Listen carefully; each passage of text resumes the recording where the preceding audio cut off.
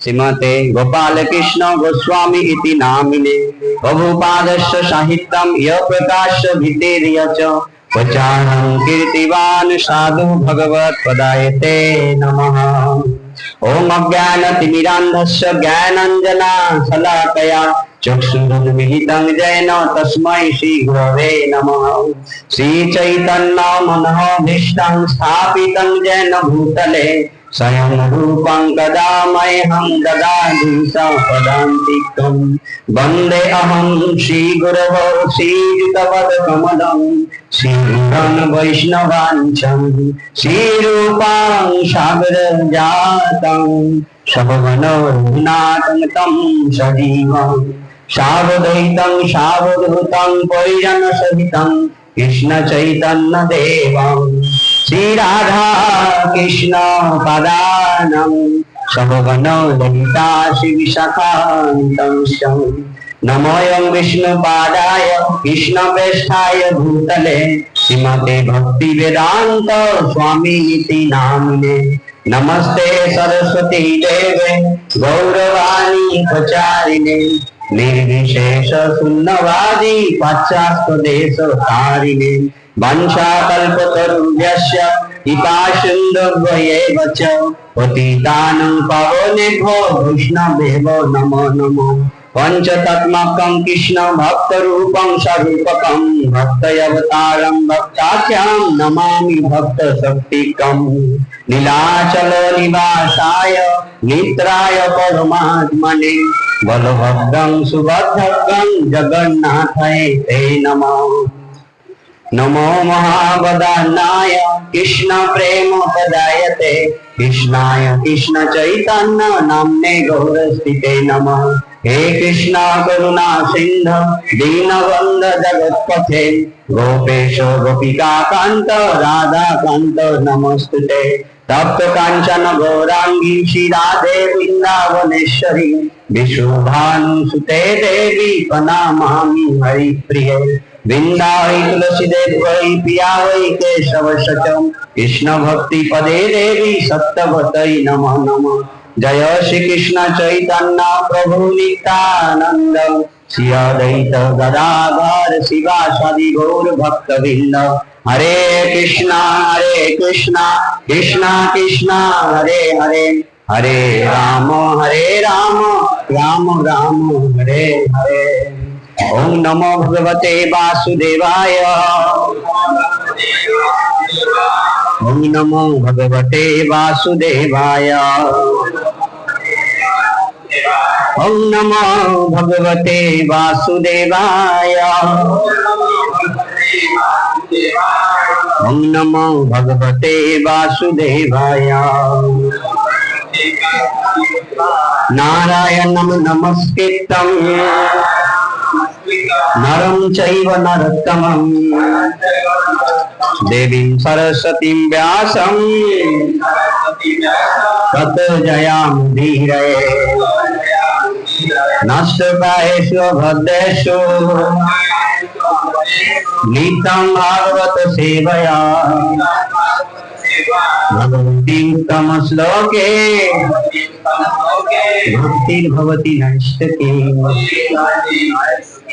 मुकुम करोति वाचलम पंगुलम हैते जत्किपातमहं वंदे श्री गुरु दीनतारिणं श्री चैतन्य ईश्वरं परमानंद माधवम। हरि ओम तत्सत्। तो सर्वप्रथम मैं मेरे दीक्षा गुरुदेव नित्यलीला प्रविष्ट जयं विष्णुपाद परमहंस परिवार जातार्य अष्टोत्तर शत श्रीमद गोपाल कृष्ण गोस्वामी महाराज के चरण में शतकोटि नमन करता हूँ। तत्पश्चात मेरे परम गुरुदेव अभय चरणारविंद भक्ति वेदांत स्वामी श्री प्रभुपाद जी के चरण में शतकोटि नमन करता हूँ। तत्पश्चात मेरे श्रवण गुरुदेव गौरदास महाराज के चरण में शतकोटि नमन करता हूँ। तत्पश्चात यहाँ पर वरिष्ठ प्रभु एवं माताएं जो बैठे हैं इनका चरण कमल की आशीर्वाद की भिक्षा करता हूँ। हरे कृष्णा कृष्णा कृष्णा हरे हरे हरे राम राम राम हरे हरे। तो आज जो है हरे कृष्णा,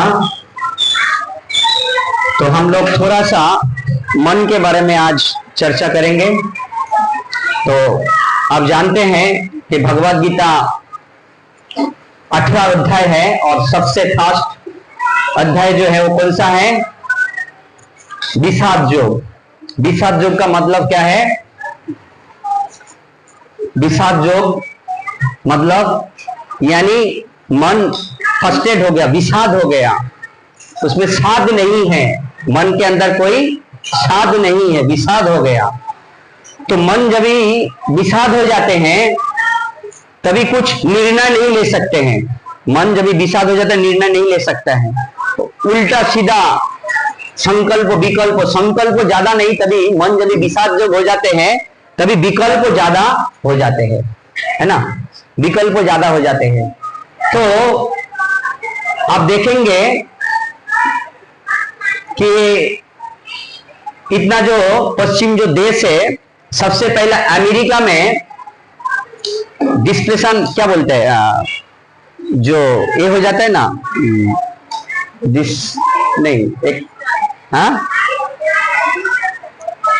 डिप्रेशन में चले जाते हैं जो ज्यादा करके मरीज कहां पर थे मालूम है आपको?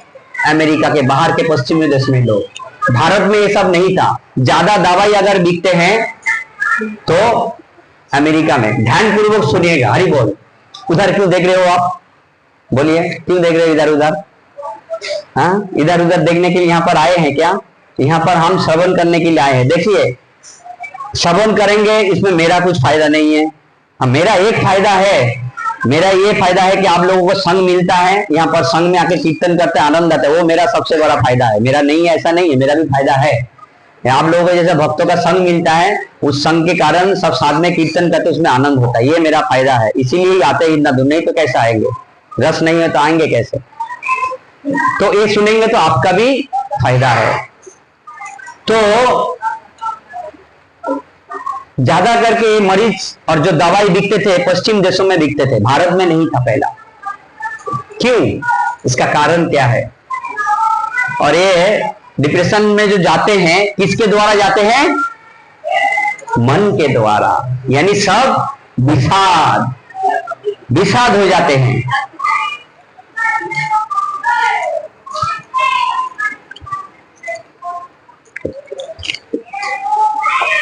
तो विषाद जो हो जाते हैं, अभी विषाद यानी मन माइनस में हो गया, वियोग में हो गया, हताश हो गया। अभी यहां पर कहा गया है विषाद जोग। अभी इस मन को, विषाद को किसके साथ जोग करना है? हाँ बोलिए। विषाद को बुद्धि के साथ जोग करना है। यानी यहां पर आचार्य लोग कहते हैं कि मन को अर्जुन के साथ तुलना किया गया है और बुद्धि को भगवान के साथ तुलना किया गया। तो मन जो है, यहां पर उपनिषद में अलग अलग है, लेकिन आचार्य लोग की बहुत सुंदर व्याख्या है कि मन को अर्जुन के साथ तुलना किया गया है और बुद्धि को जो है, जो बुद्धि श्रेष्ठ है ना, तो भगवान के साथ तुलना किया गया है। तो जब तक हम इस विषाद जोग को, इस मतलब ये मन जो हताश हो गए, कोई निर्णय नहीं ले पा रहे हैं, क्या अच्छा है क्या बुरा है, उस समय बुद्धि मन को निर्देशन देते हैं, निर्णय देते हैं। लेकिन बात यह है कि हमारा मन जो है, ये जोग जो है, बुद्धि के साथ हम बुद्धि का विचार नहीं लेते हैं, इसीलिए हम विषादग्रस्त हो जाते हैं। और बुद्धि से भी ऊपर कौन है? परमात्मा।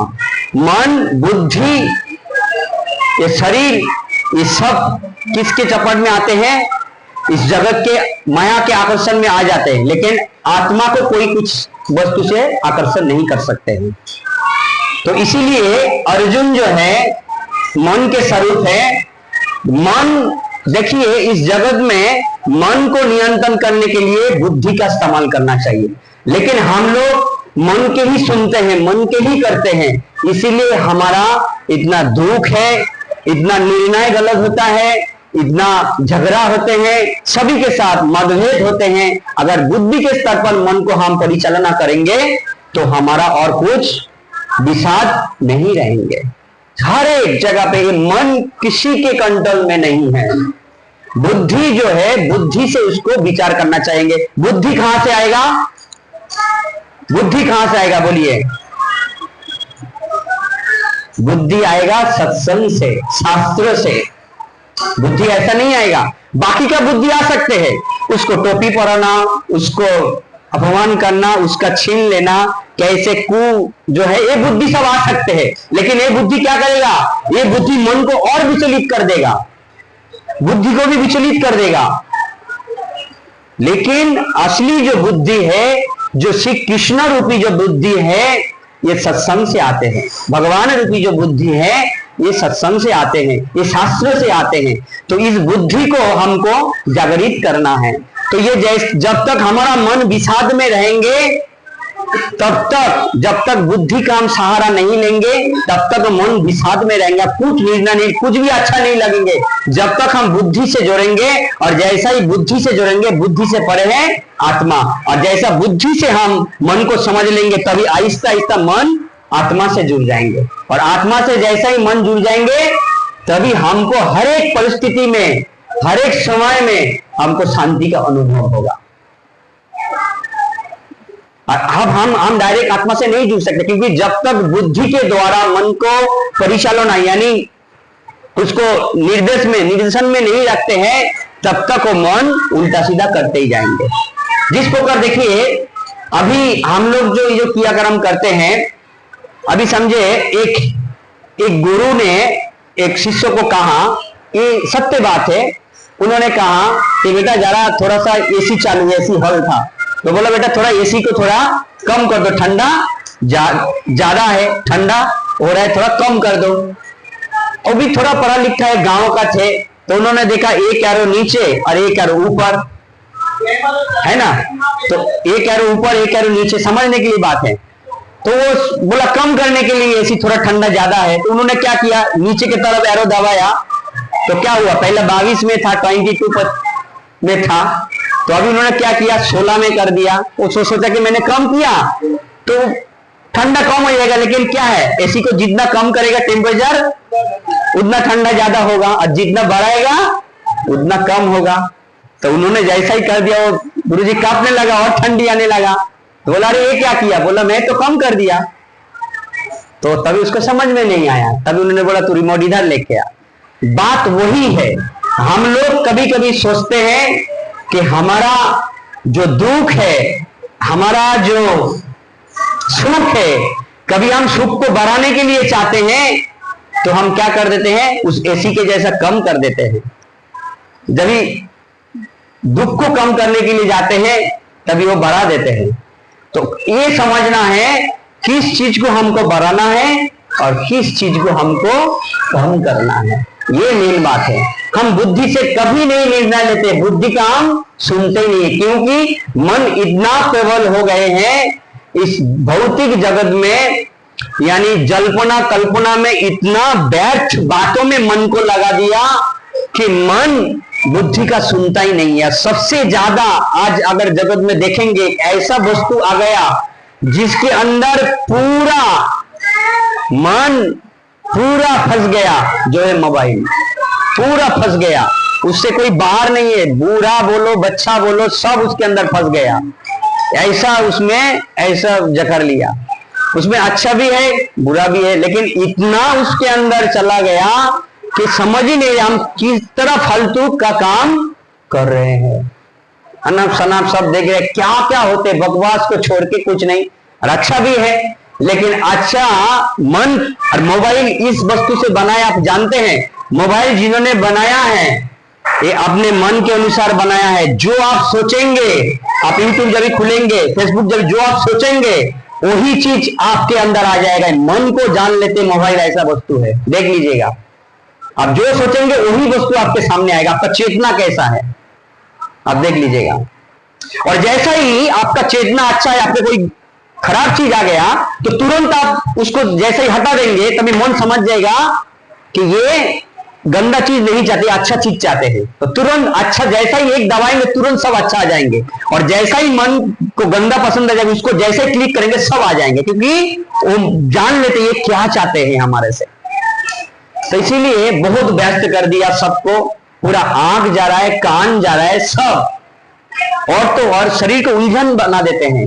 ये जो टीवी का जो लाइट है, टीवी का जो फोकस है, शरीर को गर्म कर देते हैं। मोबाइल का भी जो लाइट है गर्म कर, उसमें शरीर गर्म होते होते क्या होता है मालूम है? लीवर गर्म हो। जैसे ही शरीर गर्म होगा, ज्यादा टीवी देखने से आपको नींद नहीं आएगा। आप देख लीजिए कि शरीर जब भी गर्म हो जाएगा, नींद नहीं आएगा। तो वो मोबाइल ज्यादा देखने से गर्म हो जाता है शरीर, तो देख लीजिएगा आप। इसीलिए अभी क्या करते, उस लाइट को आंख में ना गिरे तो ऐसा चश्मा लगाओ भाई, उसको सरो आंख में नहीं आएगा। ऐसा होते हैं। लेकिन परिस्थिति ऐसा है कि इस मन को कंट्रोल करने का कोई वस्तु नहीं है, और बुद्धि जो है मन को कंट्रोल कर सकते हैं। और बुद्धि से हम काम लेते नहीं, क्योंकि हमारे पास बुद्धि है नहीं।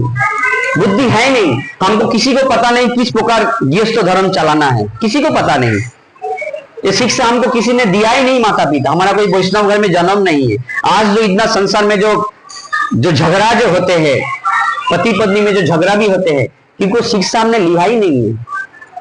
हम पति पत्नी में संसार जो करते हैं, एक पशु की तरह करते हैं। हर टाइम झगड़ा है ना, झगड़ा के टाइम तो, क्योंकि समझते ही नहीं है कि ये जो मनुष्य शरीर झगड़ा करने के लिए नहीं है। मन को हमने बुद्धि से हमने समझा ही नहीं है। अगर झगड़ा ही करना है, गुस्सा और यानी है, उसमें झगड़ा करो, कोई कुछ बोलेगा नहीं, कोई नियम नहीं है, कुछ नहीं है। हम कभी भी झगड़ा कर लेते हैं, हाँ कभी भी, और हर समय हम गलत ही सोच लेते हैं। अच्छा सोच विचार हमारा आता नहीं है।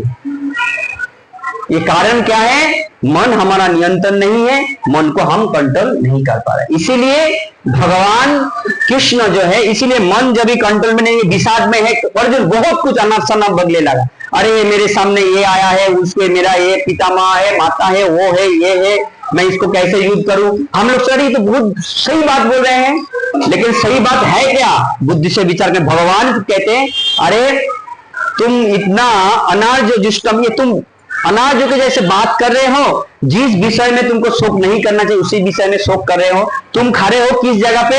युद्ध भूमि में खड़े हो। और तुम युद्ध भूमि में खड़े होके किसका बात कर रहे हो? युद्ध ना करने का। युद्ध भूमि में खड़े हो, तुमको युद्ध करना ही चाहिए। तो इस संसार में हमको भगवान ने भेजा है। इस संसार को हम कभी कभी गलत कहते हैं, लेकिन संसार गलत नहीं है।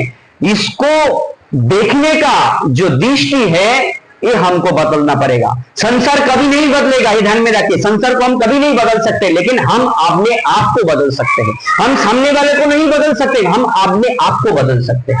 सामने वालों को आप कभी नहीं बदल सकते। अरे वो कितना क्रूर है, कितना ये है, वो है, हम कहते हैं ना, उनको आप बदल नहीं सकते। लेकिन हम खुद बदल जाए, वो सबसे बड़ी बात है। हमको बदलना पड़ेगा। जब तक हम नहीं बदलेंगे तो ये संसार भी नहीं बदल। संसार को हम बदल नहीं सकते हो।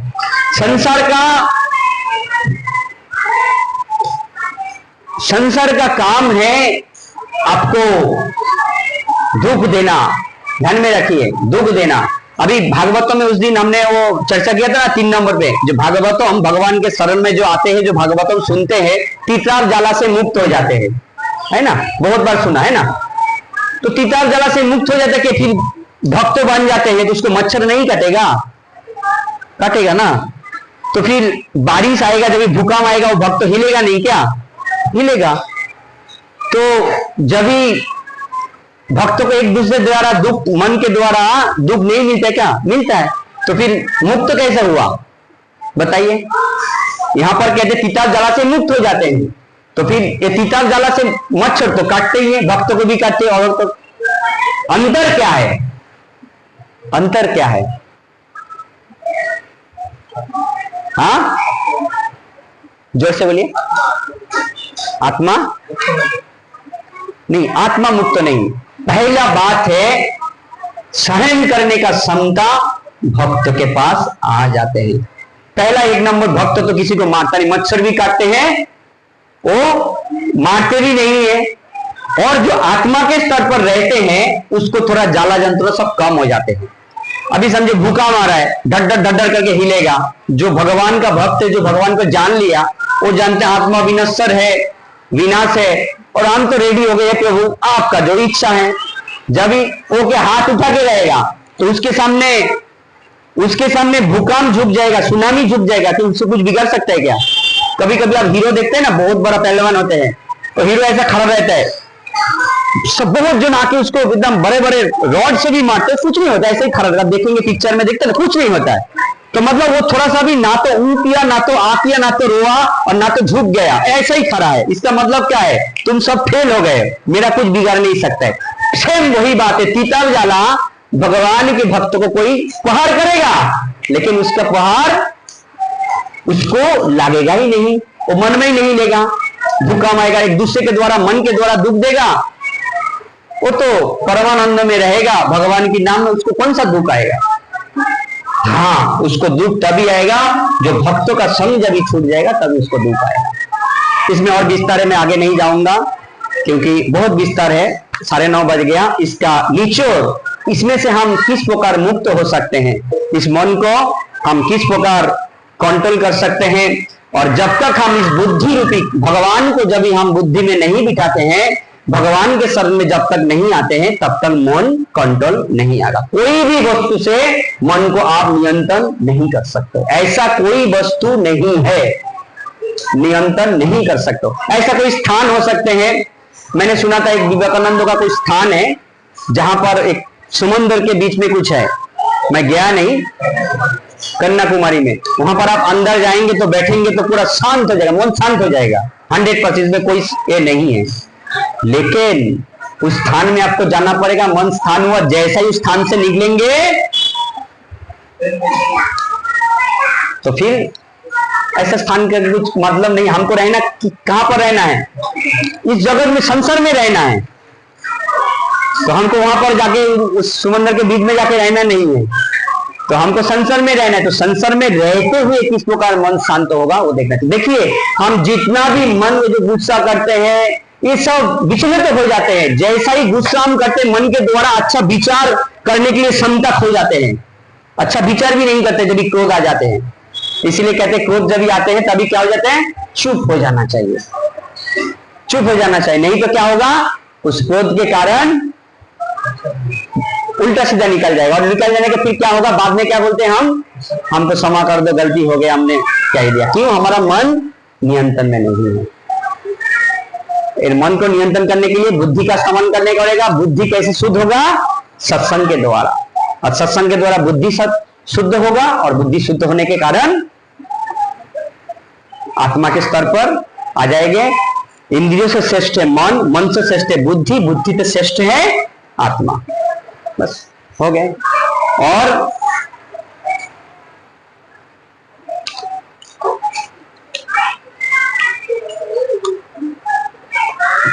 मैंने आगे भी इसका चर्चा किया था।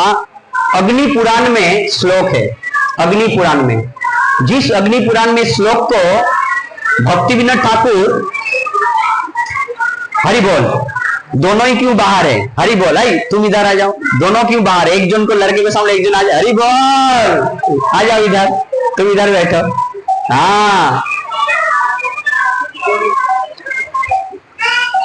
तो उस चिंतामणि में लिखते हैं भक्ति विनोद ठाकुर, इस श्लोक का ही मैंने आगे भी बहुत बार इसका कहा गया। क्या कहते हैं?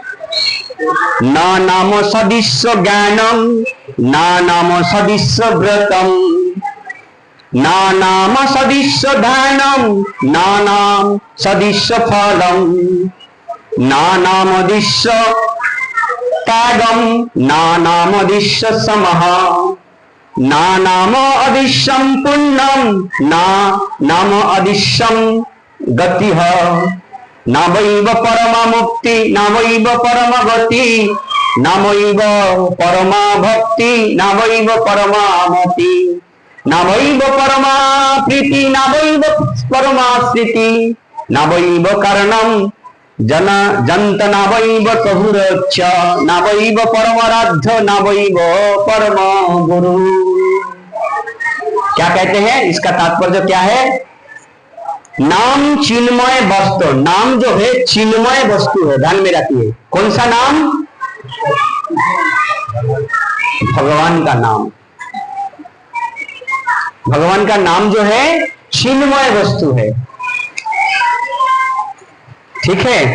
नामेन समान दूसरा कोई ज्ञान भी नहीं है, नाम के समान कुछ ज्ञान भी नहीं है, नाम के समान कुछ व्रतों भी नहीं है, नाम के समान कुछ व्रतों भी नहीं। जैसे सारे व्रतों से श्रेष्ठ कौन सा है? एकादशी सबसे बड़े व्रत है, लेकिन सब लोग करते हैं क्या? नहीं करते। क्यों?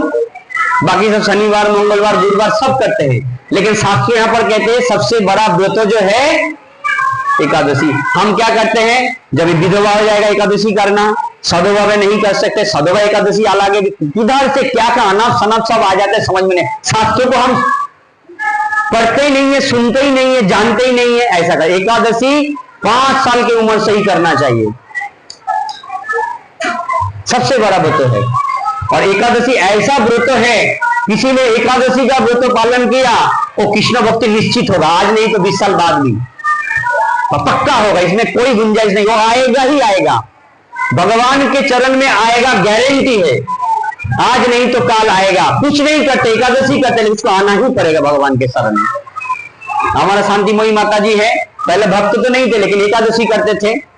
और एकादशी जो करते थे अपना इस्कॉन के जैसा ही करते थे ना। हम लोग पहला क्या सब खाके करते थे, स्पोर्ट्स खाके करते थे। उसका पिता भी थोड़ा वैष्णव थे, तो उनके अंदर आचरण थे, तो वो लोग करते थे, तो माता करते थे एकादशी। तो एकादशी का फल ही आज उनके सामने फलीभूत हुआ है कि भगवान के चरण उनको मिला है। इसीलिए सबसे व्रतों महान है, व्रतों से भी वो तो महान है। और उस व्रतों से भी महान नाम कैसे हो गया? एकादशी में हम क्या करते हैं? नाम। एकादशी का मतलब क्या है? उपवास। उपवास का मतलब क्या है? उपो यानी भगवान के निकट, वास यानी भगवान के निकट वास करना को कहते हैं उपवास। और उपवास करके क्या, वास करके क्या करना है हमको? भगवान के नाम। तो अभी निर्जला पांडवा एकादशी आ रहा है, कौन सा बार है वो? हाँ, तो किधर आप वहां करेंगे? देखिए, पहला बात तो मैं यहाँ पर नहीं होगा, क्योंकि यहाँ पर 2 प्रॉब्लम है। एक तो रात भर यहाँ पर कीर्तन करेगा तो कोई ऑब्जेक्शन देगा, दूसरी बात यहाँ पर बाथरूम भी नहीं है, नहाने के लिए तकलीफ हो जाएगी। तो आप लोगों को क्या इच्छा है?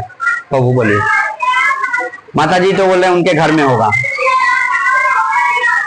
हाँ, सबका क्या इच्छा है? अगला साल हुआ था, क्या इच्छा है बताइए?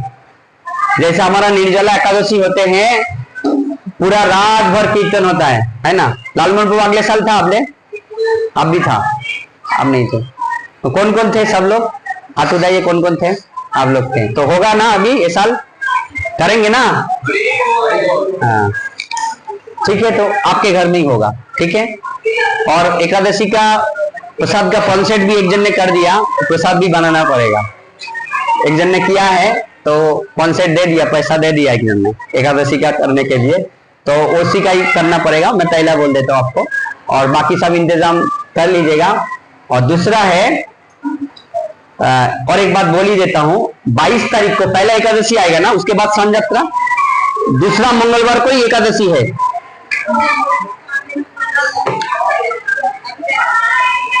अभी जो अगला मंगलवार एकादशी आ रहा है ना, निर्जला एकादशी, तो मेरे हिसाब से ऐसा किया जाए कि पहला अगर 8 बजे से यहाँ पर जितना बजे तक प्रोग्राम होता है यहाँ पर कर लीजिए।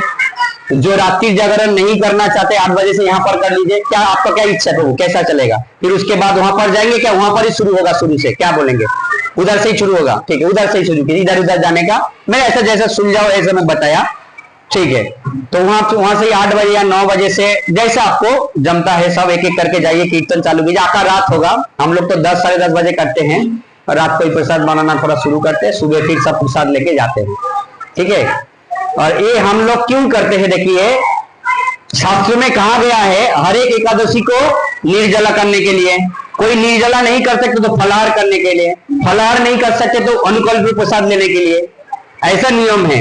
और हर एक एकादशी में जागरण करने के लिए कहा गया है, तो हर एक एकादशी में नहीं होता है। तो इसीलिए इस एकादशी को अगर हम निर्जला जागरण सब अगर करते हैं, पूरा जो बाकी का जो 23 एकादशी है उसका फल सब उसमें पूरा पूरा होता है। क्योंकि हम लोग ऑयल भी जो लेते हैं सिंग का दाना का, उसमें भी मिलावट है, घी में भी मिलावट है, पानी में भी मिलावट है। पानी में मिलावट है कि नहीं है? पानी में भी मिलावट है। इसीलिए उस दिन हम लोग कुछ नहीं लेता है तो और कुछ भंग होने का कोई चांस नहीं है ना, तो इसलिए ये अच्छा होगा। और दूसरी उसके बाद 22 तारीख को शनिवार जगन्नाथ जी का स्नान यात्रा है। शास्त्र में कहा जाता है, आचार्य जन कहते हैं, 3 सबसे बड़ा यात्रा है। वो कौन सा है? शान्य यात्रा, रथ यात्रा, चंदन यात्रा, है ना। 3 यात्रा सबसे महान है। तो हम लोग जगन्नाथ जी का शान यात्रा, जगन्नाथ जी है शान यात्रा हम करते हैं। तो मैं तो घर पे करते हैं, कभी कभी टेरेस पे भी बड़ा प्रोग्राम करते हैं। तो मेरा ये सुझाव है, सुबह से वो प्रोग्राम चालू होगा, समझिए आप लोग यहाँ पर शनिवार छुट्टी नहीं रहेगा। अगर आप लोग सब मत है तो वो प्रोग्राम हम यहाँ भी कर सकते हैं, सब लोग शान भी अभिषेक भी करा सकते हैं और दोपहर तक 2-3 बजे मंदिर से भी आएंगे, 2-3 बजे तक प्रोग्राम हो जाएंगे। तो अगर आप लोगों को इच्छा है ये हॉल में करेंगे तो हम बंदोबस्त यहाँ पर करेंगे। अगर आप लोगों को सबको इच्छा नहीं है तो फिर हम घर में छोटा सा करेंगे, जैसा आप लोगों की इच्छा है। और उसमें आपको सबको सहयोग भी करना पड़ेगा, ठीक है। तो आप लोगों को क्या इच्छा है? सबको क्या इच्छा? शान यात्रा करना है?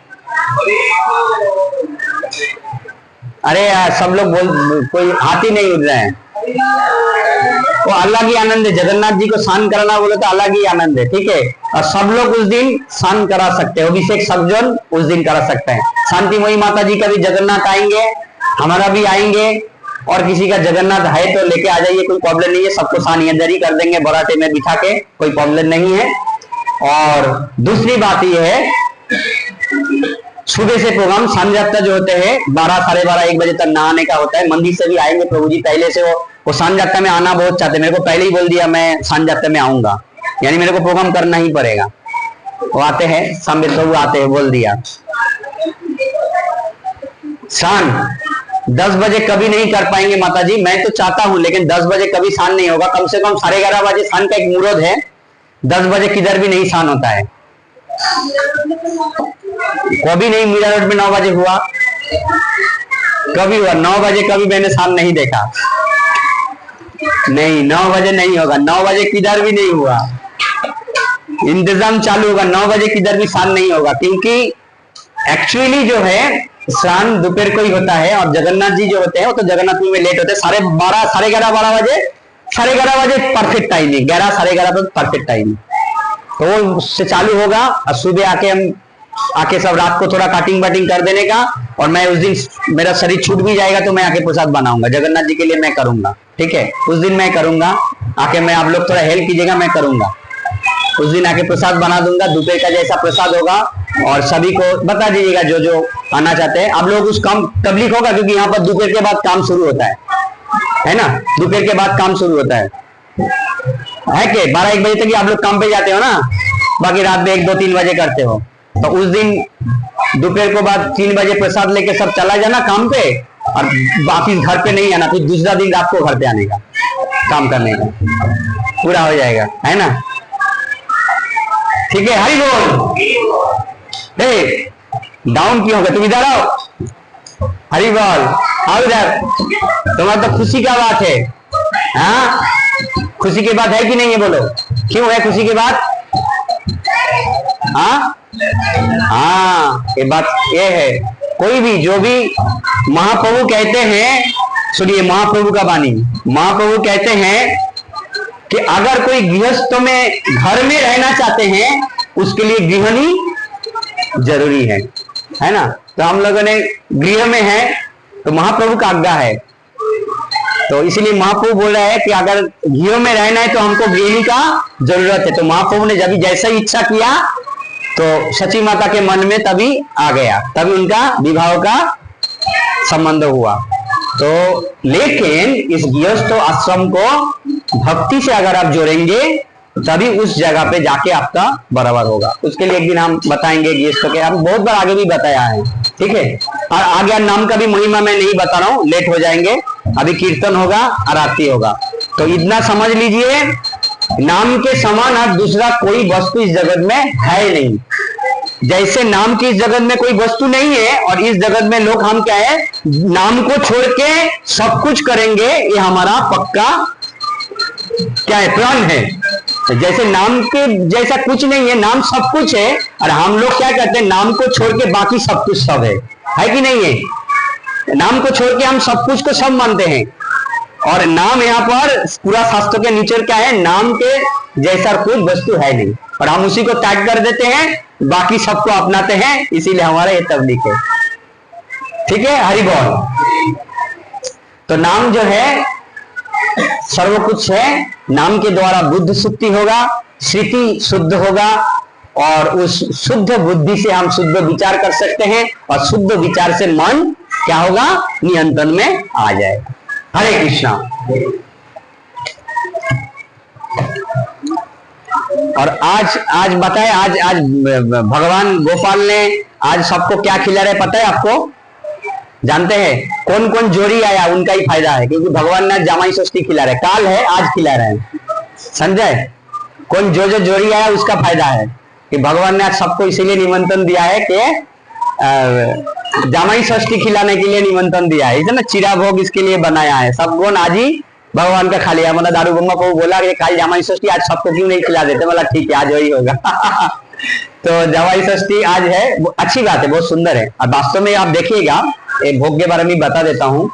सप्ते भोग जो है ये महाप्रभु को सबसे प्रिय है, ध्यान में रखिए, सबसे प्रिय है। ये चिरा भोग जो है सबसे प्रिय ये भोग है महाप्रभु का। चिरा दूधी जो है प्रिय है, वो मिल जाता है तो काफी है।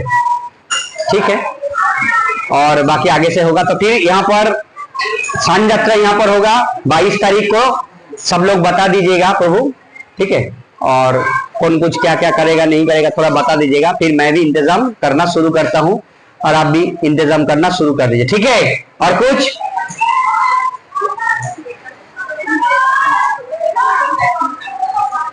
हाँ, अब रखेंगे कीर्तन। अच्छा, वो लोग अमरनाथ से जो आते हैं फिर बाद में आएंगे कि आप नहीं आएंगे? और आप नहीं आ पाएंगे, ठीक है, चलेगा, आप रखिए। देखिए, और मैं आपको उधर क्योंकि दूर है ना, इसके लिए सब लोग यहाँ से, यहाँ पर ज्यादा लोग है इसके लिए, नहीं तो वहां पर ही तो करते तो कोई प्रॉब्लम नहीं है। ठीक है, आप वहां पर कर लीजिएगा, कोई प्रॉब्लम नहीं।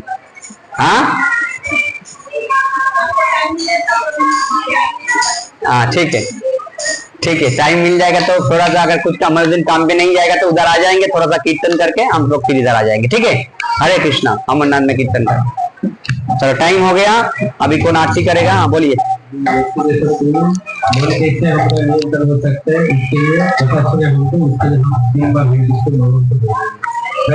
कृष्णा हरे कृष्णा कृष्णा कृष्णा हरे हरे, हरे राम राम हरे हरे, हरे कृष्णा कृष्णा कृष्णा हरे हरे, हरे राम राम राम हरे हरे, हरे कृष्णा कृष्णा कृष्णा हरे हरे, हरे राम राम।